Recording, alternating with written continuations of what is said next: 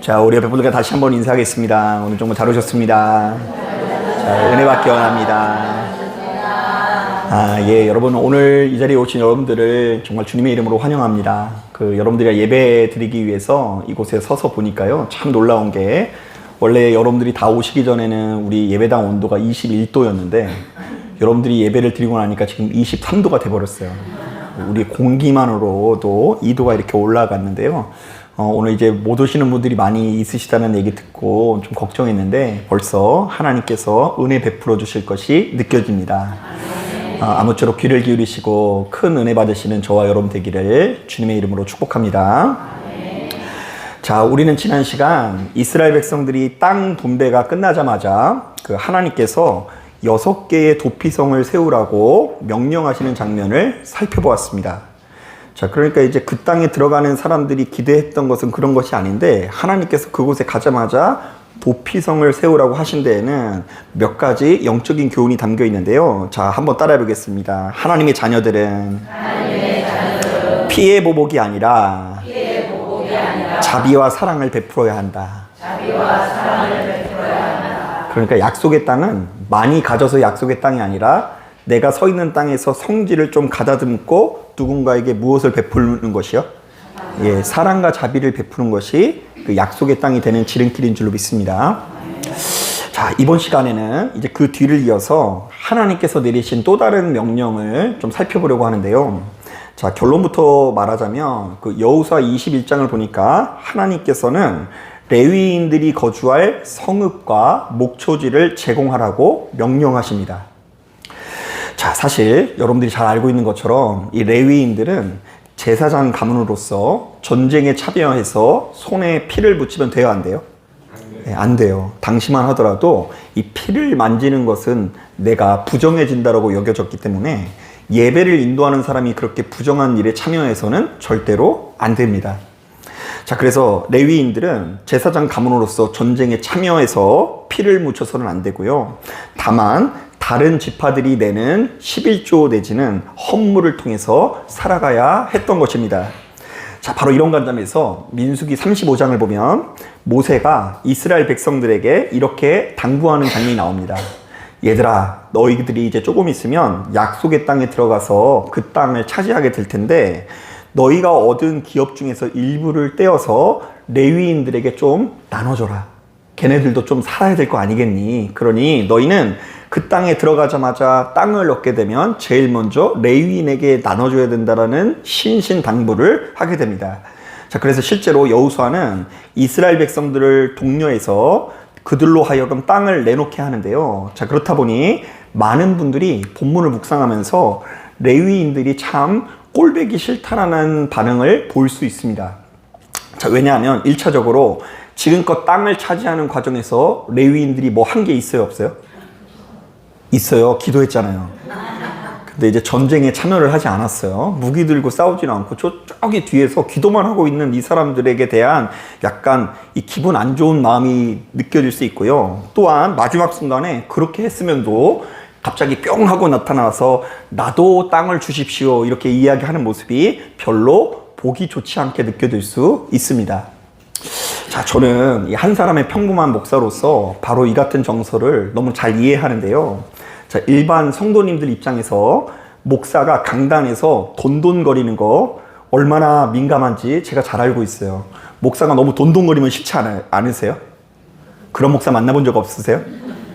물론 목사가 레위인이나 제사장이라고 볼 수는 없지만 그래도 이 영적인 지도자로 여겨주는 상황에서 그 목사들의 입에서 자꾸 뭘 내라, 드려야 된다, 그렇지 않으면 저주를 받는다라는 소리를 들으면 괜시리 우리의 마음이 좁아지는데요. 그래서 저도 역시 이 강단에 서서 우리 성도님들에게 될 수 있으면 그런 부담을 안 드리기 위해서 최대한 혼신의 힘을 다해서 목회를 하고 있습니다. 자, 그런데 최근에 한 친구가 저랑 이런저런 대화를 나누면서 저에게 이런 조언을 건네더라고요. 운아, 네가 가지고 있는 뜻이 참 바르고 올바르긴 한데 생각보다 많은 성도님들이 부담을 안 주는 교회도 좋지만 부담을 좀 주더라도 크게 보상받을 수 있는 교회를 원하더라. 바로 그때에 교회에 충성도 하고 자기가 다니는 교회에 자부심을 갖게 되는 거야. 그러니까 조금 부담을 주더라도 뭘 받아야 되는 교회에, 그런 교회를 원한다라는 이야기를 듣고, 제가 그 이야기를 듣고 너무 많이 공감이 됐어요. 자, 사실 우리는 철저히 육신의 존재로서 우리 눈앞에 드러난 풍요로움에 현혹될 수밖에 없고요. 자, 그렇다 보니 하나님으로부터 오는 큰 열매와 성취를 바라면서 이곳에 나오시는 분들이 참 많이 있을 수 있죠. 조금 더 구체적으로 말하면 사람은 하나님의 말씀을 듣고 영생을 누리는 것에 관심이 있어요, 없어요? 네, 감사해요, 있다고 해줘서. 근데 생각보다 많은 사람들이 영생을 얻기 위해서 교회 나오지 않아요. 남들보다 형통한 삶을 살거나 병고침을 받거나 돈이 많아져서 부자가 되는 것에 흥미를 느낀다는 것이죠. 자, 하지만 하나님께서는 우리의 이런 본성을 거슬러서 이스라엘 백성들에게 아주 이상한 명령만을 내리고 계십니다. 자, 그들이 지금껏 광야에서 살았을 때는 광야니까 그러려니 했거든요. 그런데 이제 가나안 땅에 들어와서 전쟁을 해서 이제 뭐가 생겼어요? 예, 땅이 생겼고, 그게 오늘날로 따지면 뭘 말할까요? 돈이 생긴 거예요. 자, 그런데 이 돈이 생기자마자 얘야, 일단은 거기서 빌딩을 세워라. 건물주가 최고다. 뭐 이렇게 이야기하지 않고요. 이상한 명령을 하시는데요. 지난 시간 살펴본 것처럼 6개의 무엇을 만들라고 명령하셨다고요? 도피성을 만들어서 하필이면 그 누구도 상대하지 않는 살인자의 생명을 보호하게 하시고요. 그리고 오늘 본문을 보니까 하필이면 그 꼴불견인 레위인들에게 성읍과 목초지를 제공하게 하십니다. 다시 한번 말씀드리지만 지금 이 말씀을 이해하기 위해서는 이스라엘 백성들이 처해진 상황을 좀 이해할 필요가 있는데요. 그들은 지금 이러한 이유로 가나안 땅에 들어간 것이 아닙니다. 가나안 땅에 들어가서 이런 것을 기대했던 것이 아니에요. 자, 그들이 기대했던 것은 젖과 꿀이 넘쳐 흐르는 땅이었고요.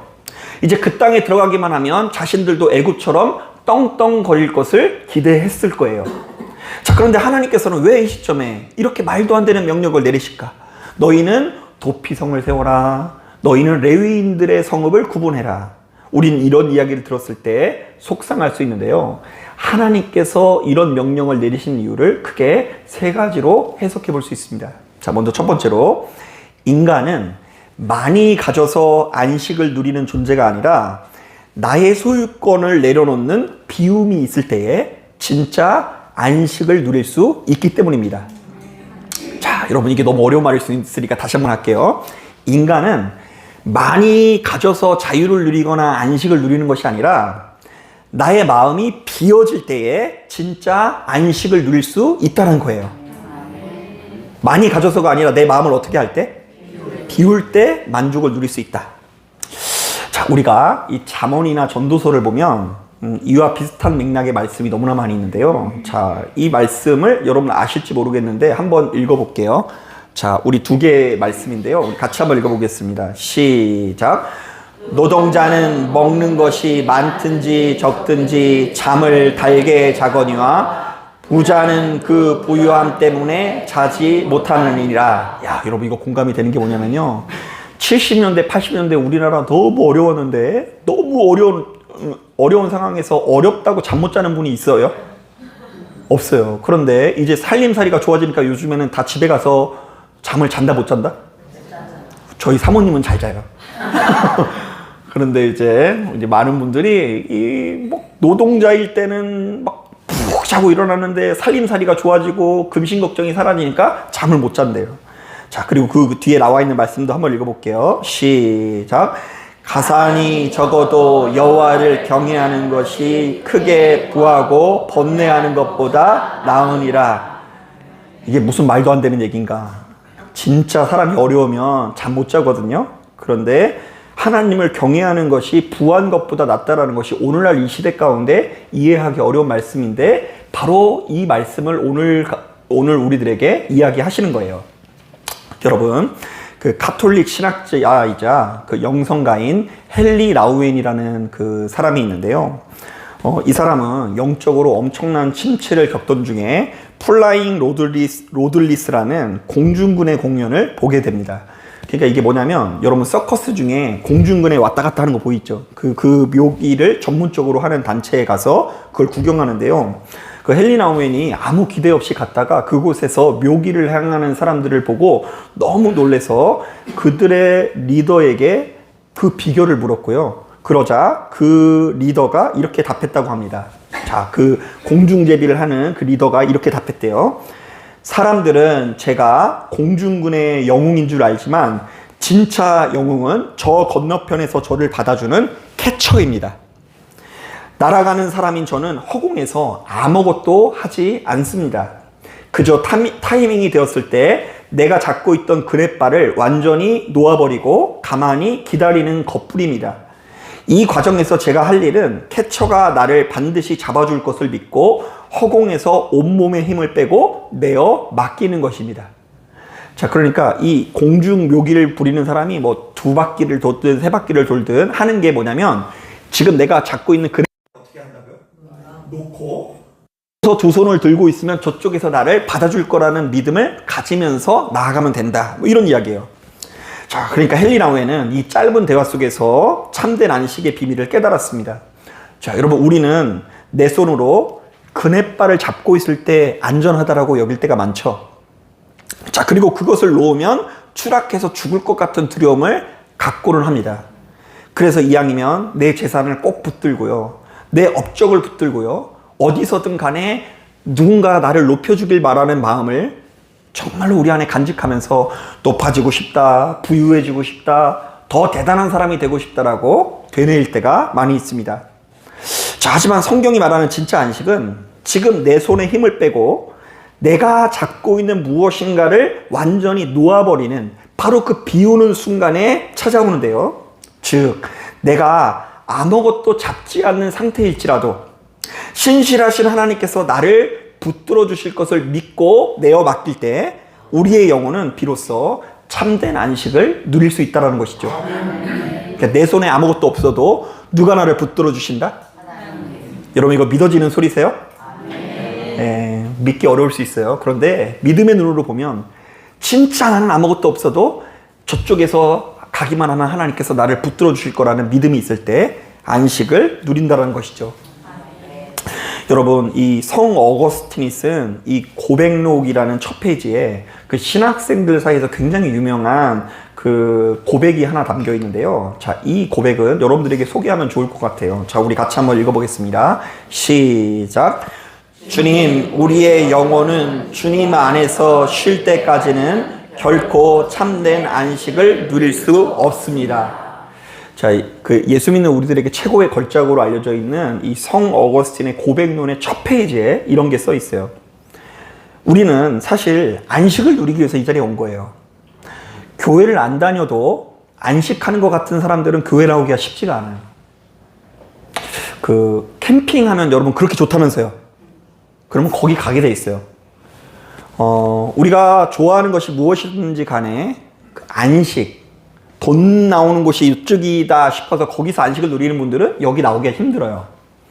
자, 우리는 이 자리에 나올 때 안식을 누리기 위해서 나오는데 어떤 고백을 가져야 되냐면 우리의 영혼은 누구 안에서 쉴 때까지? 주님 안에서 쉴 때까지는 참된 안식을 누릴 수 없다는 것이 어거스틴의 고백이에요. 자, 그러면서 그는 우리 인간이 아무리 많이 가져도 불안하고 안식을 누릴 수 없는 이유를 설명하는데요. 하나님께서 우리 인간을 창조하실 때 하필이면 누구의 형상대로?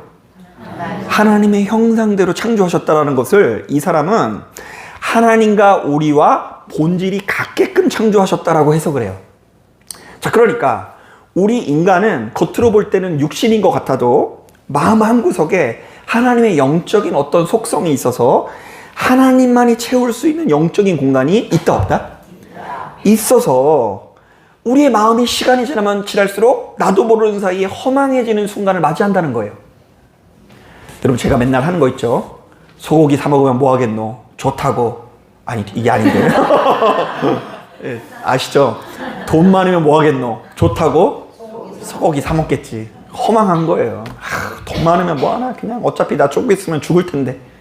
그리고 벌써 여러분 그 30, 40대는 그냥 돈 많으면 긁어가지고 쓸 때도 많았는데 지금 여러분들 연배 되니까 어디 가도 재미가 있어요, 없어요?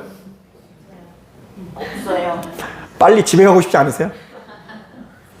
그 아직 이제 젊은이들이 너무 많으면 이렇게 돌아다니시라고 바쁜데, 이제 돈 많으면 뭐 하겠노? 그냥 내 인생이 그냥 별로 재미도 없는 것 같고, 먹어도 맛도 없는 것 같고. 그런데 이 허망함이 몰려올 때마다 사람들은 이 허망함을 채우기 위해서 또다시 물질을 만지려고 하고, 돈을 채우려고 하고, 명예를 채우려고 하고, 사람을 만나려고 한다고 합니다. 그런데 바로 그때마다 어거스틴은 성도들을 향해서 가슴을 치며 이렇게 외칩니다.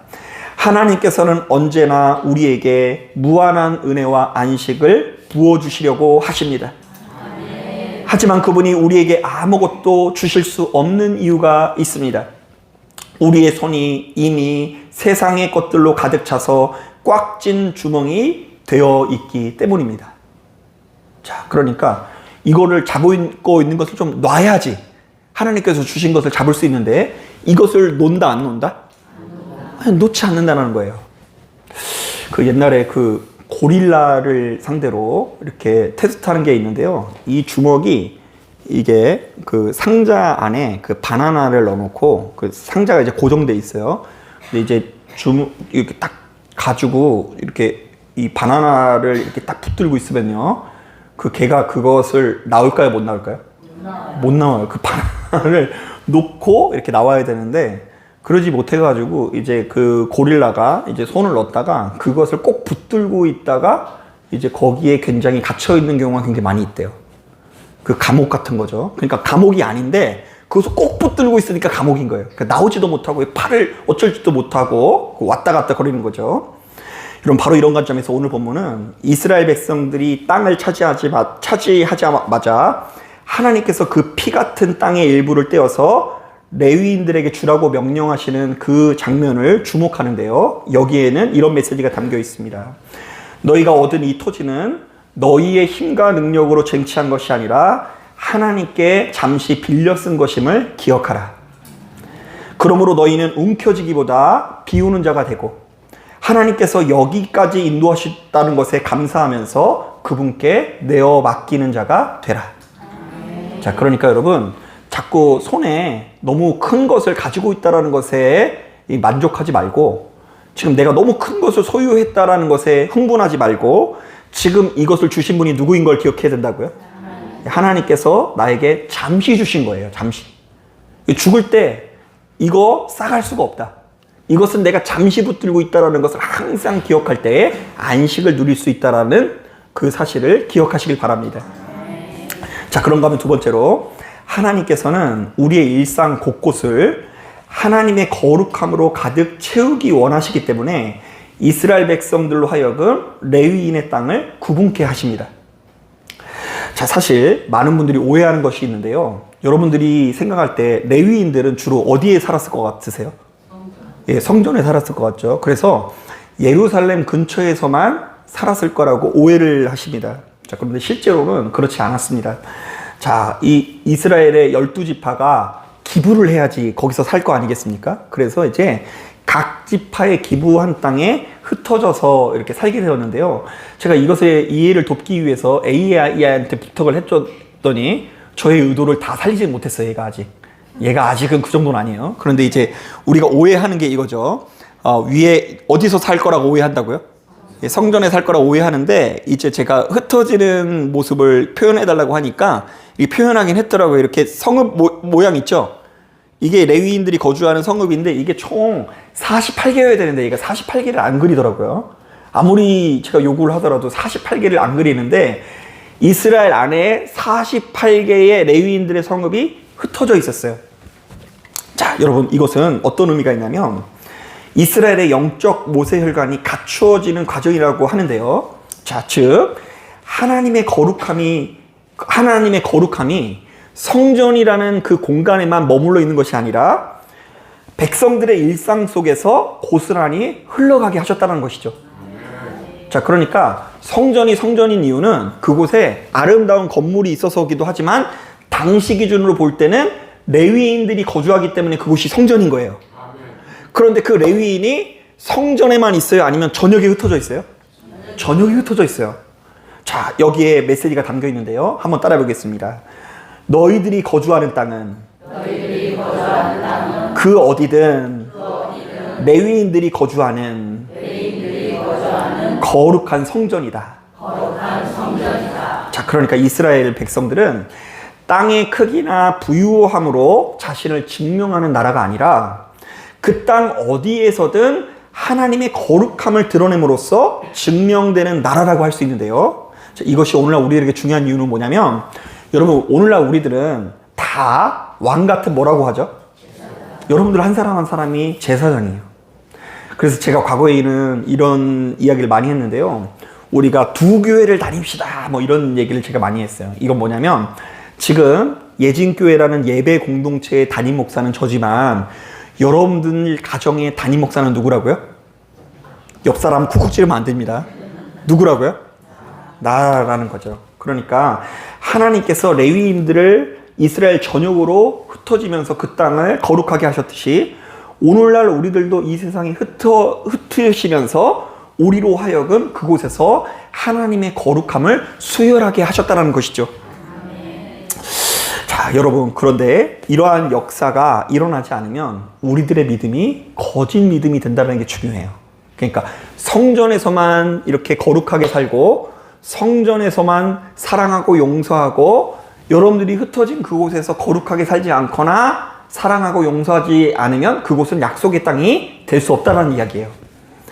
여러분, 이런 점에서 참 흥미로운 간증이 있는데요. 그 어떤 목사님이 주일날 너무나 감동적인 설교를 하셨대요.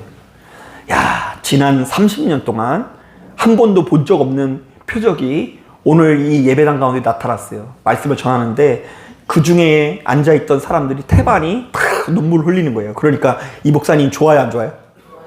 너무 좋아요. 그래서 예배를 다 마친 이후에 정말로 어느 때보다 가벼운 마음으로 하나님 감사합니다 라고 하면서 운전을 하면서 집으로 가고 있었대요. 자, 그런데 바로 이때 어떤 차 한 대가 깜빡이도 안 켜고 쑥 들어오는 거예요. 그리고 들어온 상태로 갑자기 브레이크를 싹 밟어. 그런데 참다 견딜 수 없어서 이 목사님이 머리까지 화가 나가지고 다시금 추월해서 그 차를 딱 가로막고서 창문을 내리고서 욕을 하기 시작합니다. 야, 임마! 운전 똑바로 해, 임마! 그랬더니 그 반대편 차도 이렇게 문이 내려지는데 그 교회 장로님이었대요.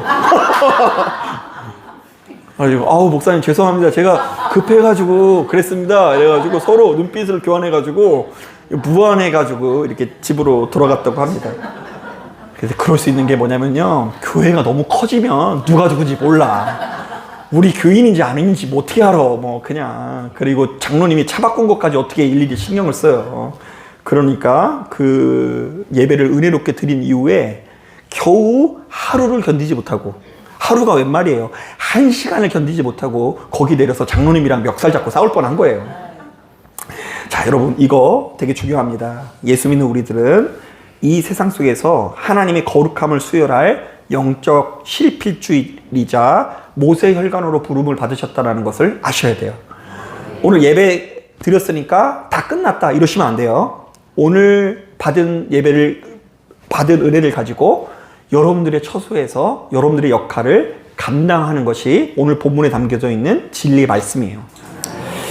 자, 마지막 세 번째로, 참된 안식은 눈앞의 보상을 손에 쥐었을 때가 아니라 하나님을 온전히 신뢰할 때 누릴 수 있기 때문에 이스라엘 백성들로 하여금 레위인들의 땅을 구분케 하셨습니다. 자, 여러분, 이 말씀 중요한데요. 참된 안식은 소유가 많아서가 아니라 하나님을 온전히 신뢰하는 상태를 말합니다. 하나님을 온전히 신뢰하는 상태.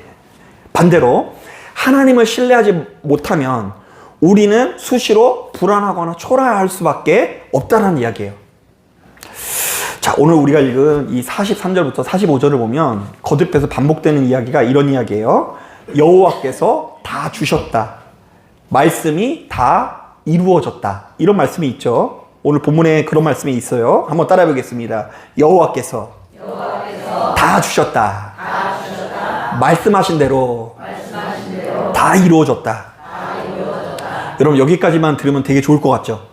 그런데 엄연히 따졌을 때 지금 이스라엘 백성들은 이방 민족들을 다 쫓아냈어요? 못 쫓아냈어요? 못 쫓아냈어요. 그리고 그들이 땅을 받긴 받았는데 농사지기에 그 땅이 충분하지가 않았어요. 그 땅이 다 좁게 느껴졌어요. 실제로 여러분 지도 보면은요, 이스라엘 땅이라고 해서 뭐 중국처럼 너무 넓은 것도 아니고요, 조그만해요. 그 중에서도 농사를 지을 수 있는 땅은 유다 지파 뭐 그 정도밖에 안 되고 다 척박한 땅인 거예요.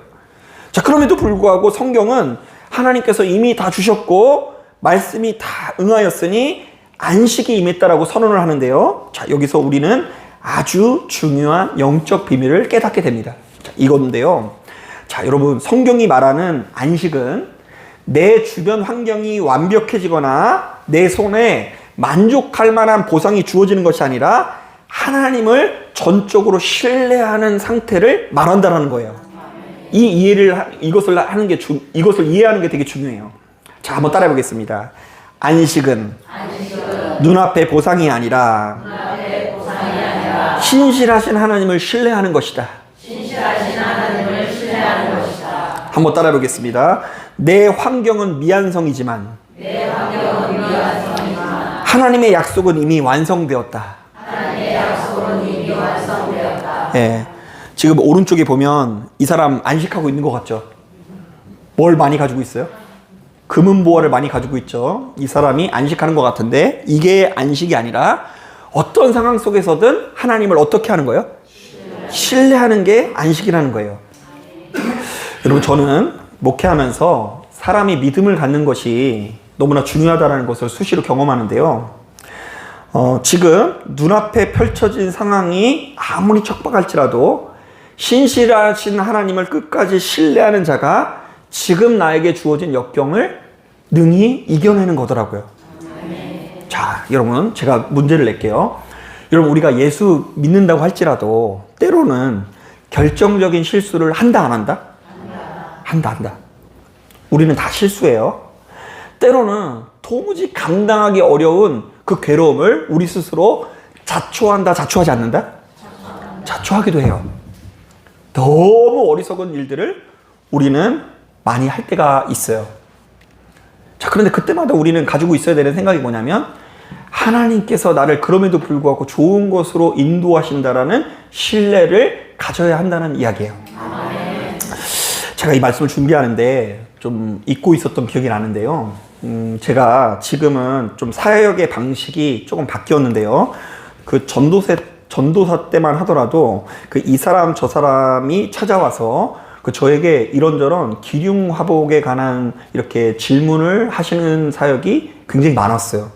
그리고 제가 뭐 그렇게 의도한 것은 아닌데 그 이 사람 저 사람이 신령하게 여겨주면서 예를 들면 어떤 걸 물어보냐면요. 어떤 청년들 같은 경우는 전사님 이 사람이랑 결혼을 해야 돼요, 말아야 돼요, 이런 걸 물어본다든지, 그리고 제가 이 직장에 다녀야 돼요, 다녀야 되지 말아야 되는 것을 지 스스로는 하나도 결정하지 않고 누구한테 결정하게 한다고요? 저한테 결정을 해서 어떤 사람이랑 결혼할 때 행복하게 살 수 있는지, 어느 직장을 가야지 어려움이 없이 이렇게 잘 풀리는지를 저에게 묻는 경우가 되게 많았어요. 자, 그런데 하루는 제가 잊을 수 없는 한 분이 있는데 이 분이 저에게 찾아와서 이런 질문을 하시더라고요. 전도사님, 하나님께서 인도해 주셔서 지금 제가 다단계 사업을 좀 하고 있는데 이게 현재로서는 참 많이 어렵습니다. 빚도 많이 지고 매출은 쉽게 늘어나지 않고, 그런데 이것을 제가 계속 해야 될까요? 그래서 제가 뭐라고 답했을까요? 네, 그만두라 그랬어요. 다단계 사업 자체가 쉽지 않고, 제가 지금 말하는 다단계는 불법적인 다단계 구조를 말하는 게 아니라 오해하지 마세요. 그 합법적인 다단계처럼 여겨지는 그 사업들이 있어요. 그런데 그 사업 자체가 생각보다 경쟁이 심하고 건강식품 이런 거가 생각보다 재미를 본 사람이 없으니까 그만두시고, 지금 말씀하신 빛의 규모를 보니까 이거 이뤄서려면 너무 힘듭니다. 너무 오랜 시간 그 인생을 좀 돌아가게 할 수 있으니 그거를 그만두십시오 라고 이야기했는데, 이분이 갑자기 기분이 나빠져서 하나님께서 주신 기업인데 왜 그만두라고 항의를 하는 통에 저랑 그 자리에서 진짜 대판 싸우게 됩니다. 저는 그만두라고. 그분은 왜 그렇게 믿음 없는 소리를 하냐고 해서 그 자리에서 대판 싸웠어요. 그런데 제가 그때만 하더라도 지금 같아서는 적당히 물러나요. 어차피 그 선택은 내가 하는 게 아니라 본인이 하는 거잖아요. 지금은 물러나는데 그때만 하더라도 외면할 수 없어서 다음날 또 전화해가지고 그만두실 거예요? 안 그만두실 거예요? 그만두시라고요 좀! 막 이러면서 성질을 내고 이렇게 하면서 실갱을 했는데 감사하게도 이분이 좀 알아들었어요. 빨리 알아들었어요. 곰곰이 생각해 봤더니 제 얘기가 맞는 것 같대. 그래서 사업을 정리하기로 결심했는데요. 바로 이때 이런 생각이 들었대요. 전사님 말이 듣고 보니 다 맞지만 그동안 제가 노력한 것이 이제 다 헛수고가 되는 것 같아서 두려워요. 그러니까 여러분 혹시 본전 심리라고 아세요?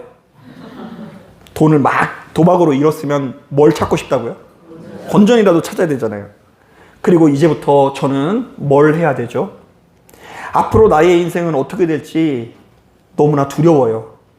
그리고 마지막에 했던 이야기가 제가 대답하기 어려운 대답이었는데요. 이렇게 말하시더라고요. 저는 과연 빚을 언제 다 갚을 수 있을까요?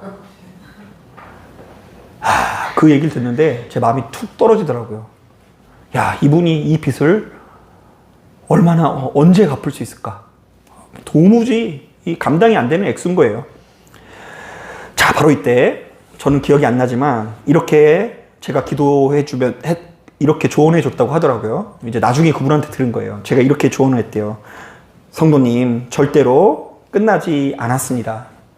하나님 앞에 의로운 선택을 하면 좀 돌아가는 한이 있더라도 하나님께서 죽지 않고 반드시 살아날 길을 인도해 주실 줄로 믿습니다.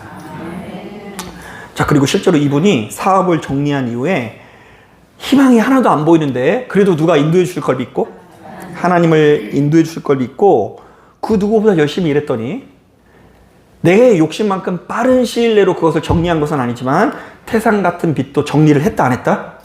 했다. 했으니까 얘기하는 거예요. 그리고 지금은 이름만 대면 알만한 외국계 기업에 취직을 해서 아주 주도적인 역할을 하고 있어요. 그리고 그 기업은 정년도 없대. 아유, 할렐루야.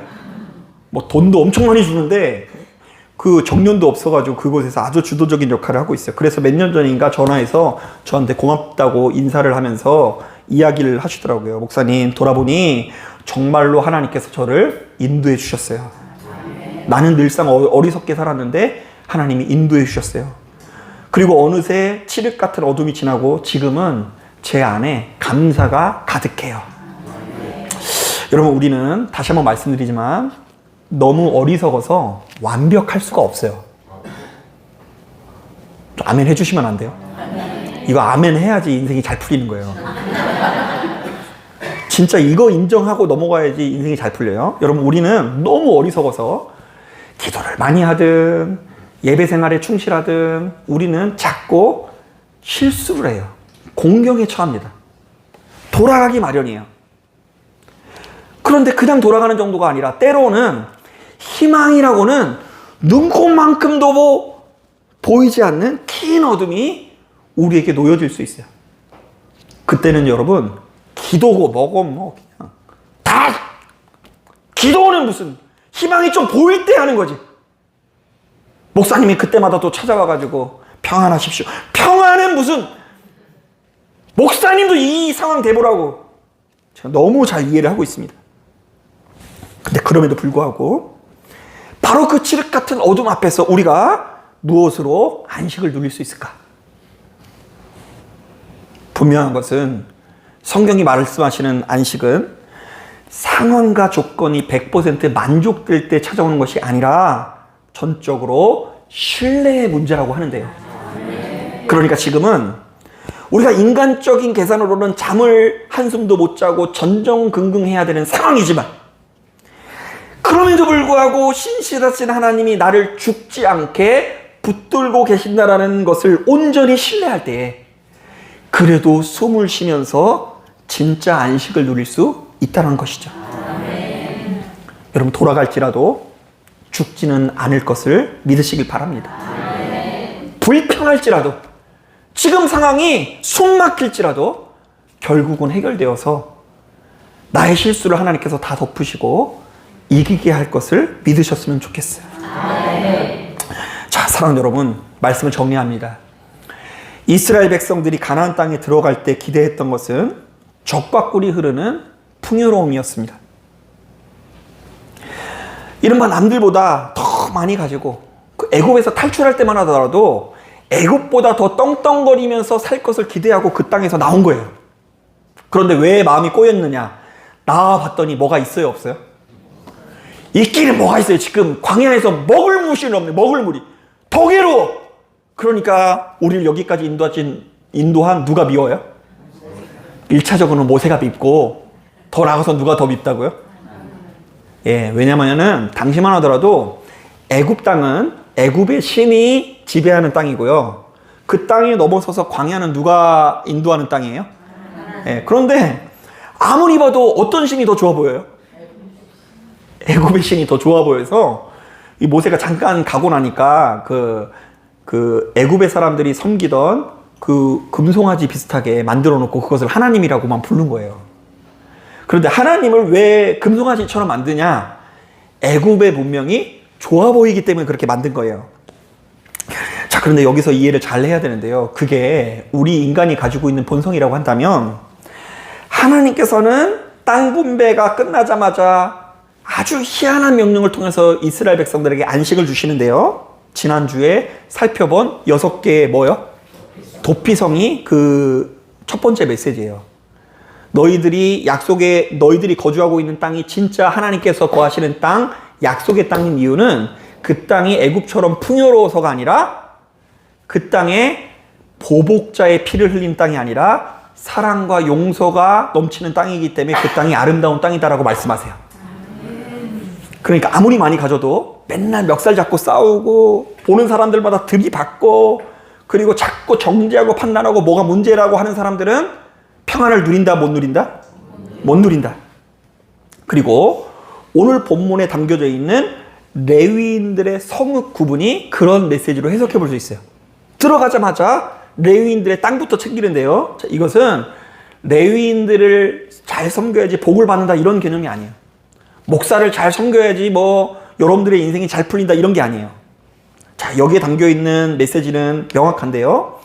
내가 살아가는 삶의 현장에서 하나님의 거룩함을 행하며 끝까지 그분을 신뢰하는 자가 될 때에 안식을 누릴 수 있다는 의미예요.